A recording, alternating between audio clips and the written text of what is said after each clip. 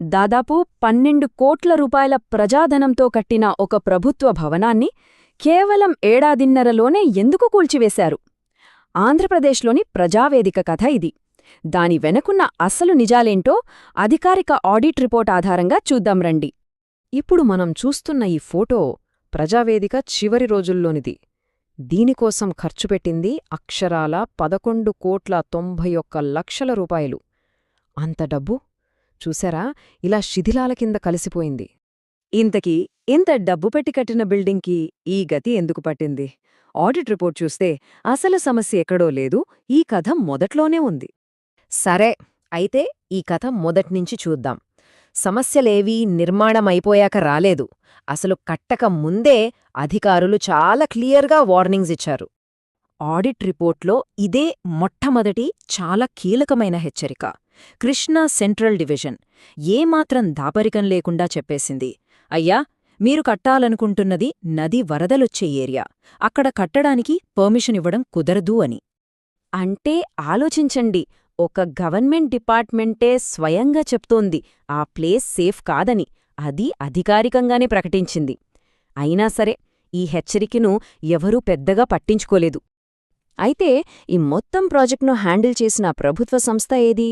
అదే ఏపీసీఆర్డీఏ, అంటే ఆంధ్రప్రదేశ్ రాజధానీ ప్రాంత అభివృద్ధి ప్రాధికార సంస్థ అన్నమాట.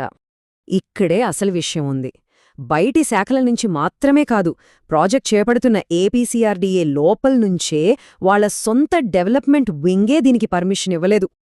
ఓకే, ఇన్ని వార్నింగ్స్ వచ్చాయి, సొంత డిపార్ట్మెంటే వద్దంది, అయినా సరే నిర్మాణం ఆగలేదు. మరి పర్మిషన్ లేకుండా ఎలా ముందుకు వెళ్ళినట్టు?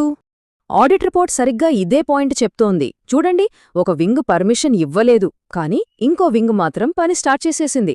ఇంకా విచిత్రమేంటంటే, వద్దన్న ఆ డిపార్ట్మెంటే కన్స్ట్రక్షన్ జరుగుతుంటే సైలెంట్గా ఉండిపోయింది. అంతేకాదు, ఖర్చులు పెరిగాయంటే దానిక్కూడా డబ్బులు రిలీజ్ చేసింది. ఆడిట్ రిపోర్ట్ చాలా క్లియర్గా చెప్పింది, అసలు నది కరకట్ట లోకల ఒక గవర్నమెంట్ బిల్డింగ్ కట్టాలన్న ఆలోచనే తప్పు అని. ఇది రూల్స్ని పూర్తిగా గాలి కుదిలేయడమే అని తేల్చేసింది. సరే, ఇప్పుడు ఈ కథలో డబ్బుల విషయానికి వద్దాం. ఖర్చులు ఎలా అదుపు తప్పిపోయాయో మీరే చూడండి. అక్టోబర్ 2017లో ప్రాజెక్ట్ మొదలైనప్పుడు ఒప్పందం విలువ 4,35,00,000. ఇది స్టార్టింగ్ పాయింట్. కానీ చూడండి, జస్ట్ 2 నెలల్లో డిసెంబర్ 2017 వచ్చేసరికి ఆ ఖర్చు దాదాపు డబుల్ అయిపోయింది, 8,90,00,000కు చేరింది. ఈ చార్ట్ చూస్తే మనకు విషయం ఇంకా క్లియర్గా అర్థమవుతుంది. ఆ మొదటి బారుకు చూడండి, అది మొదట అనుకున్న ఖర్చు. రెండోది పని పూర్తయ్యే టైంకి పెరిగిన ఖర్చు. ఇక ఆ మూడోది అన్ని పనులు కలిపి అయిన ఫైనల్ కాస్ట్.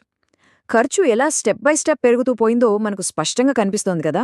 చివరికి ఈ ప్రాజెక్ట్పై పెట్టిన మొత్తం ప్రజాధనం అక్షరాల 11,91,00,000 రూపాయలు. ఇన్ని కోట్ల ఖర్చు చేశారు, అంతా బాగానే ఉంది. మరి ఫైనల్గా ఆ బిల్డింగ్ ఏమైంది? అదే దాని కూల్చివేత. ఈ టైంలైన్ చూస్తే నిజంగా ఆశ్చర్యం వేస్తుంది.